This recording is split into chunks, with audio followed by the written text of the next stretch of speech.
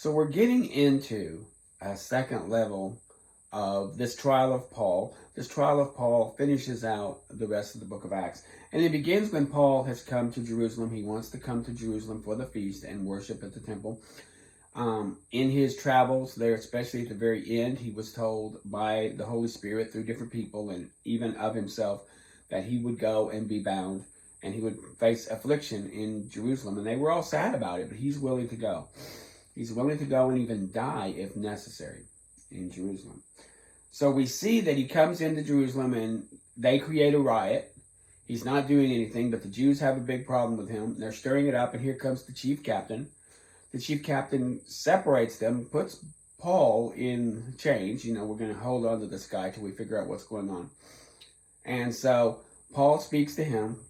And he doesn't know who Paul is. He thinks are you the Egyptian that creates problems, or are you somebody, He goes, no, I'm Paul of Tarsus. And he speaks to him in Greek, and he wants to speak to his fellowmen. So he goes to the porch, and he gives his testimony to all the people there, talking about how he was the chief priest. Even the ones that were there gave him letters years ago to go and criminalize the Christians, to go and bind them and put them in chains and punish them. And when he was on his way to Damascus, he saw a great light. And he said, and there was a voice that came and said, Saul, Saul, why do you persecute me? And he goes, Lord, who are you? And he says, I am Jesus of Nazareth, whom you persecute. He gives his testimony about how he was blind and he went in and got his sight back from Ananias. He talked about how he had even been there for the stoning of Stephen. And he's giving his testimony, but the people won't listen. They gave him audience unto his words, and they lifted up the voices, saying, Away with this fellow from the earth, for he is not fit to live. And they cried out, and the captain commanded him to be brought into the castle. And they were going to examine him by scourging. One way to find out if a guy is telling the truth is beat him. And they were thinking about doing this, and Paul says, well, is it lawful you to beat a Roman citizen? And this is when the guy backs up. Whoa, I didn't know you were a Roman citizen. And then he was afraid. He was afraid because he had actually put chains on a Roman citizen. You didn't do that to Roman citizens. And so he was afraid of this, and he pulled Paul away and kept him, and he was afraid of him and kept him bound. On the morrow, he brought in the Sanhedrin, and the Sanhedrin were going to call, and Paul was going to stand before them. So that was his first trial here. He had a trial with the people. He gave his gospel. Now he's going to be with the Sanhedrin. And he speaks earnestly to the council in chapter 23. Men and brethren, I have lived in all good conscience before God in this day. And the high priest was there, Ananias. And he commanded that they should smite him. And when they did, Paul kind of curses him, smite you back. God shall smite thee, you white-walled wall. And someone said, do you speak to the high priest that way? And he goes, hey man, I didn't know that was the high priest. For God has told us not to speak evil of our leaders.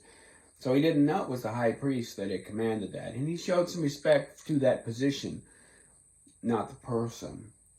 And so Paul really kind of sets them against one another, because he says, I am a Pharisee, the son of the Pharisees. Of the hope of resurrection of the dead am I called into question. And now he turns the Pharisees against the Sadducees, because Sadducees don't believe in resurrection. The Pharisees do. And now these groups are fighting with one another. And there was a great cry rose up, and the Pharisees part rose and strove, saying, we find no evil in this man, but if the spirit of an angel has spoken to him, let not us fight against God. Very similar to what Gamaliel had said about the church. Remember back in, I think it was chapter 4, when Gamaliel said, hey, if you leave this alone, if it's not of God, it will fall. If it's not, you can't kick against it. And that's kind of what the Pharisees are saying here. But then there was great dissension, and the chief captain comes back in. He was afraid Paul, who was a Roman citizen, was going to get torn to pieces by this crowd. So he pulls him out. And that night following, the Lord stood by Paul and said, be of good cheer. You have testified for me in Jerusalem, and now you're going to testify to me in Rome. So he's giving his gospel message to the people, and now he gave it to the leadership. And now he's going to give it to other groups of Romans. He's going to speak to a guy named Felix. He's going to speak to Festus. He's going to speak to Agrippa. And later on, he'll speak to Rome. So four groups, not three. Sorry, I misspoke there. So we have these different mini trials coming up, opportunities of sharing the gospel up the chain.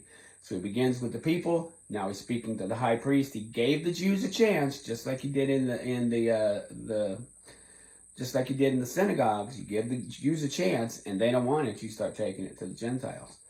But here, and there was a certain day when the Jews banded together. I love this part. It's so funny. There are guys who banded together, 40 guys banded together, and they said that they will not eat or drink until they have killed Paul.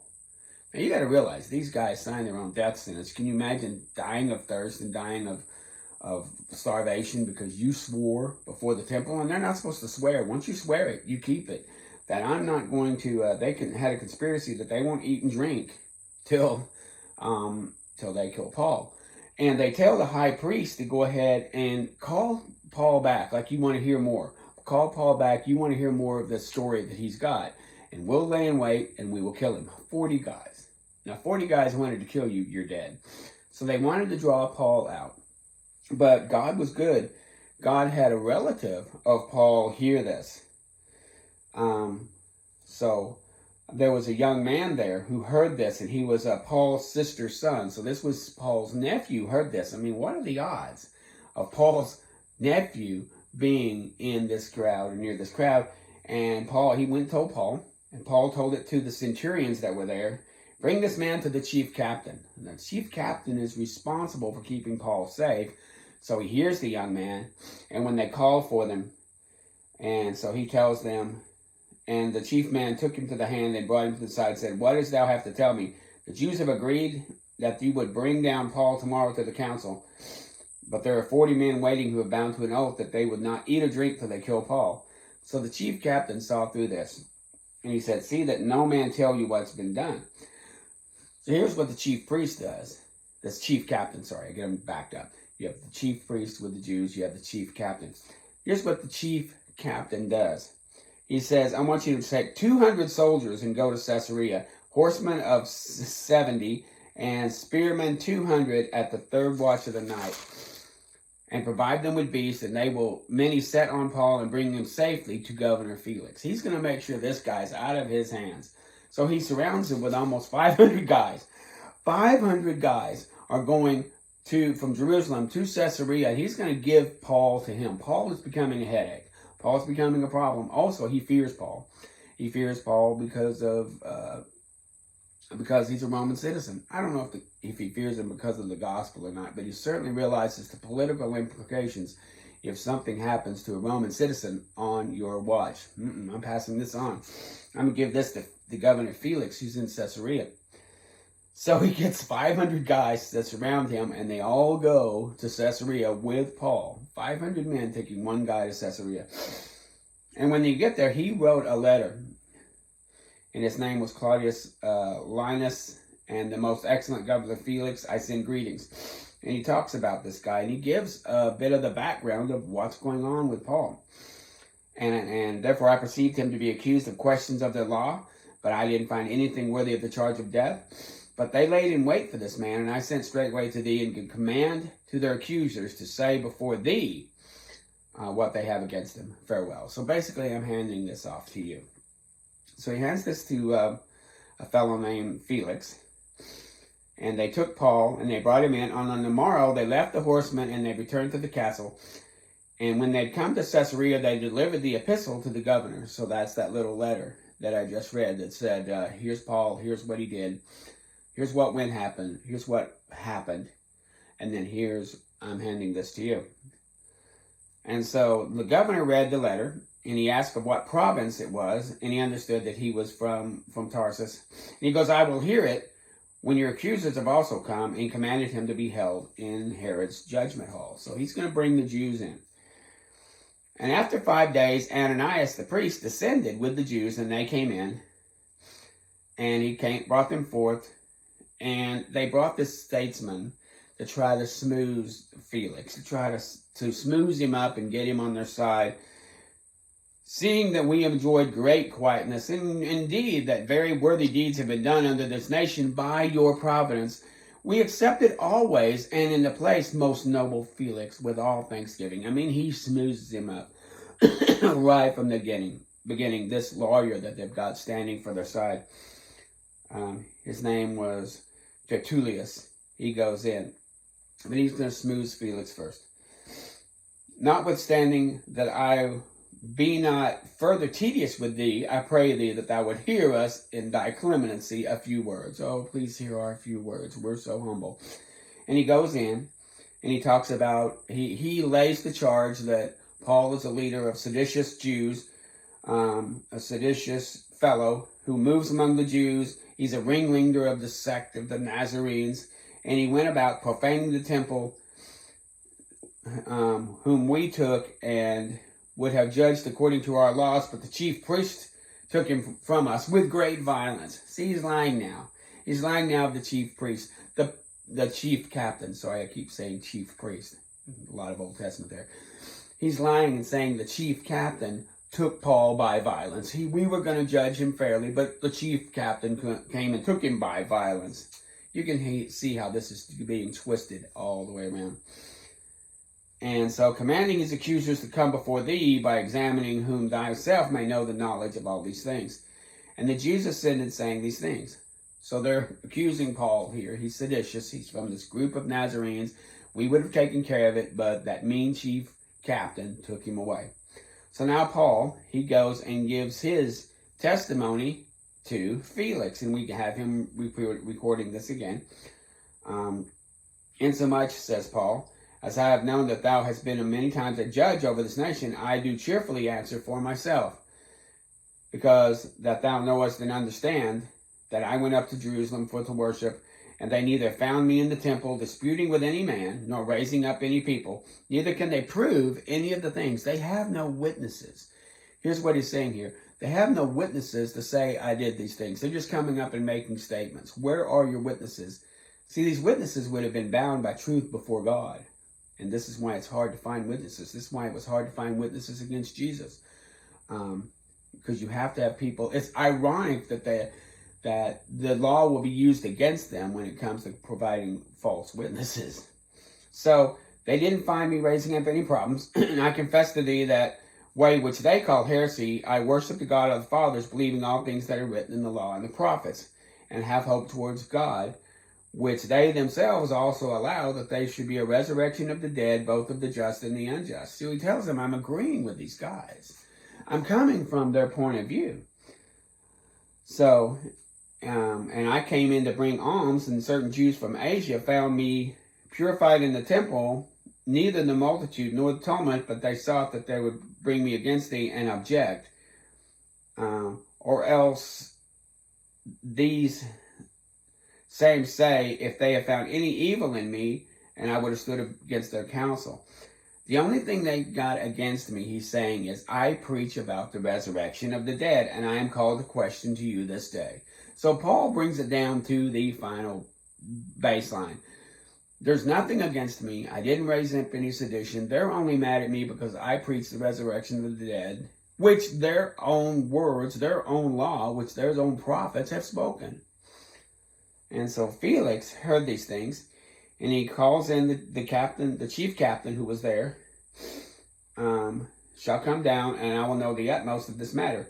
And he commanded the centurion to keep Paul and to put him at liberty, and he would forbid none of his friends to come in. So Paul had some freedom, even though he had to stay in the area, in that building. And if his friends came to bring him stuff like food and whatever, do not forbid them. Allow them to come in and bring it in. So Felix is being nice here.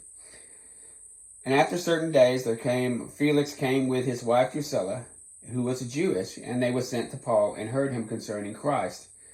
And he reasoned with righteousness, temperance, and judgment to come. Felix trembled and answered, Go thy way, for this time, when I have it more convenient, I'll call you. So he was upset about the gospel and kind of trembled about it. We don't know if Felix either came to Christ, but the idea of the gospel bothered him. And his wife was a Jewish. So he would have known these Jewish stories. He would have known the Jewish history. He would have known all about these things from his wife, because he's married to a Jew. And so, and he kind of hoped also, you have him here, that he was hoping that Paul would give him money. He hoped that Paul would kind of pay him and he could let him go, It's a bit of a bribery thing. You know, if you'll pay me, I'll wink and let you go. But Paul didn't pay him with money. He gave him better than money. He gave him the gospel. Then he would have set him loose. But after 2 years, Porcius Festus came into Felix's room, and Felix, willing to show the Jews a pleasure, left Paul bound. Paul is bound in the house in that area with Felix for 2 years. And then Felix had to go someplace else. They would move people around. Governorships would move. And this other guy named Festus is coming in. So we have Festus coming into play. So what's happened this year? We have Paul coming into Jerusalem. We have the people getting upset. He shares the gospel with the people. The chief captain takes him in. He speaks to the Sanhedrin. He speaks to the leaders and the high priest. They reject him. Now he went off. The chief captain took him into Felix. Felix hears it, kind of trembles at the gospel. And now we're going to take him to Festus. Then we'll go to King Agrippa. And then we go to Rome. But you see how everywhere he's going, the gospel is spreading out. And he's kind of getting his heart's cry here to take the gospel to all people. First he took it to Jerusalem.